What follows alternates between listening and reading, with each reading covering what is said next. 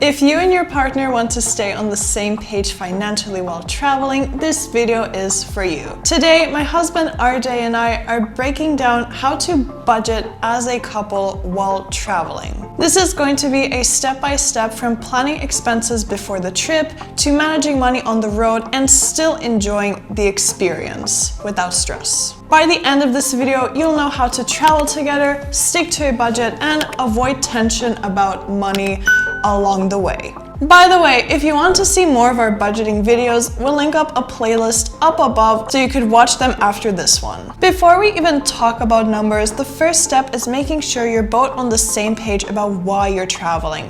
Is this trip about relaxing and unplugging, exploring non-stop, celebrating something, or traveling as cheaply as possible so you can go longer? This matters because budgeting looks very different depending on the goal.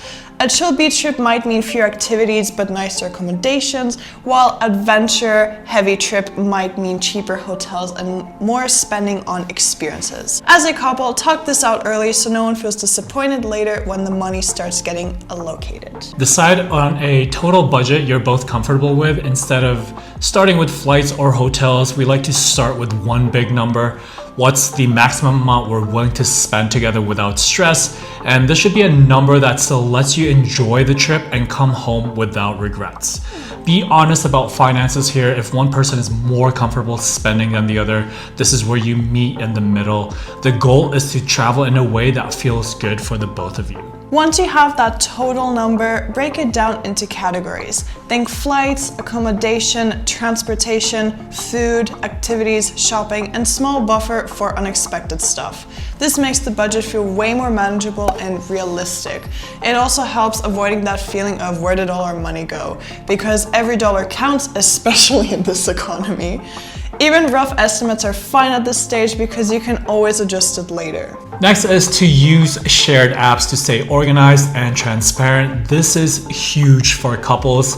Use tools that both of you can see and update, and a shared Google Sheet works great if you like to take full control. Apps like Splitwise are amazing for tracking shared expenses without awkward conversations. Then there's Trail Wallet and Travel Spend. They're both great for travel-specific budgeting because you can log expenses on a daily and see how you're doing in real time. Transparency is huge, and with this in place, it creates less stress as well. Next is book flights strategically. Flights usually take the biggest chunk, so be smart here. Be flexible with dates if you can, even shifting by one day can save a lot. Use websites and apps like Google Flights, Skyscanner, and Last Minute Flights to track prices and get alerts.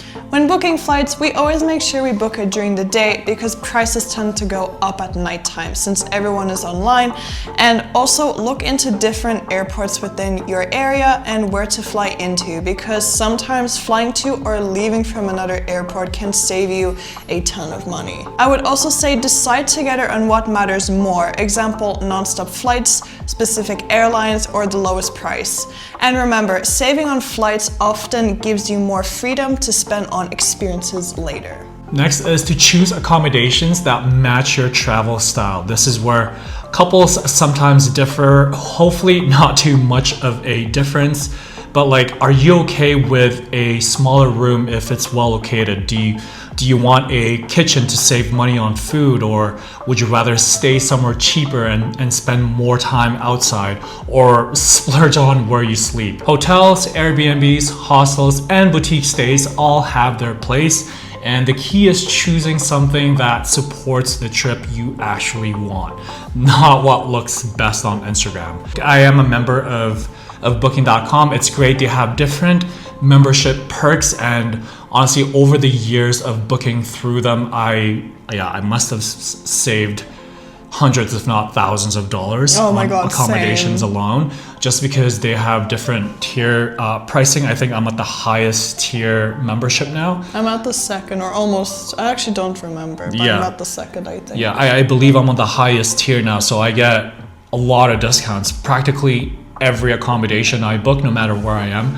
I just get amazing deals and discounts. So. Next is plan daily spending instead of just looking at the total for food or activity budget. Break it down by day. We find this method so much more easier, and I kind of see it as like a little game, like, oh, can we go lower than our already set daily budget? But this also helps you pace yourselves. Like example, maybe one day you're splurging on a fancy dinner and another day you grab street food or cook.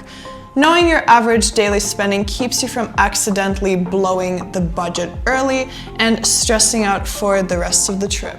Next is to be intentional about food costs, and food is one of the easiest places to overspend without realizing it. I believe it's also one of our top expenses next to accommodation. So this part of the budgeting is also very, very important. So what you want to do is you want to decide ahead of time how you want to handle meals. Maybe, breakfast is simple, lunch is flexible, and dinner is where you actually splurge. Mixing grocery runs with eating out can save a ton, especially on longer trips. And remember, some of the best travel meals are cheap, local, and unplanned. Next is plan experiences ahead, but leave room for spontaneity. Look up major attractions and tours in advance so you're not shocked by prices on the spot. Prioritize what you truly care about and just skip the rest. Also, make sure you read recent reviews about these attractions, as that would also help you decide whether it's worth it or not. It's better to fully enjoy a few meaningful experiences than to rush through everything, and trust me, I am very guilty of this during my earlier solo travel days where I would just run around and try to see everything. Also, leave some budget and time for spontaneous moments, because those often end up being the most memorable parts of the trip, and it's also my favorite part. Next is to create a shared emergency buffer. And unexpected expenses happen: missed trains, last minute taxis, medical needs, sudden plan changes, or accidental shopping sprees. Why are you looking at me? Set aside a small buffer so these moments don't turn into arguments, and knowing you plan for the unexpected makes travel feel way more relaxed as a couple. Next one is checking in with each other during the trip. Budgeting doesn't stop once you land, so do quick check-ins every few days, like asking each other if are you still feeling good about the budget, or do you want to slow down more or splurge a bit more.